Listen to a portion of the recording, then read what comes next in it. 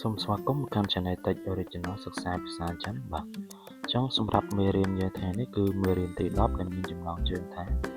អ៊ីនហាងបាទអ៊ីនហាងបាទយើងប្រែថាធនាគារ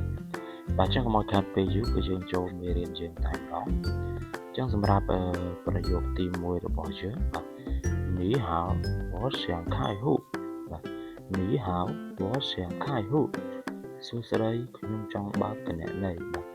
នីហៅបាទយើងប្រែថាសួស្តីវ៉សៀងបាទវ៉សៀងខ្ញុំចង់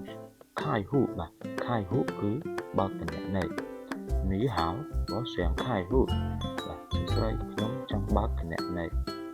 បាទយើងចូលប្រយោគយើងបន្តទៀត B បាទ请出示身份证បាទ请出示身份证បាទ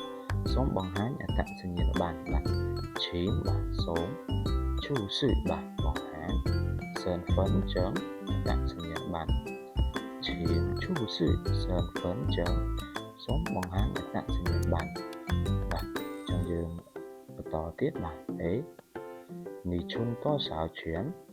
នីឈុនតសោឈៀនអ្នកដាក់ប្រាក់ប្រមាណបាទនេះអ្នកដាក់ឈុនដាក់តសោឈៀនបាទប្រាក់ប្រមាណបាទនីឈុនតសោឈៀនអ្នកដាក់ប្រាក់ប្រមាណបាទយើងបន្តទៀត2អ៊ីប៉ៃមីជីនបាទអ៊ីប៉ៃមីជីន$100បាទអ៊ីប៉ៃ100មីជីនបាទមីជីនដុល្លារបាទអ៊ីប៉ៃមីជីន$100បាទចាស់សម្រាប់មេរៀនយើងថ្ងៃនេះក៏ដល់ទីបញ្ចប់ហើយអញ្ចឹងដើម្បីទទួលបានវីដេអូថ្មីៗកុំភ្លេចជួយចុច Subscribe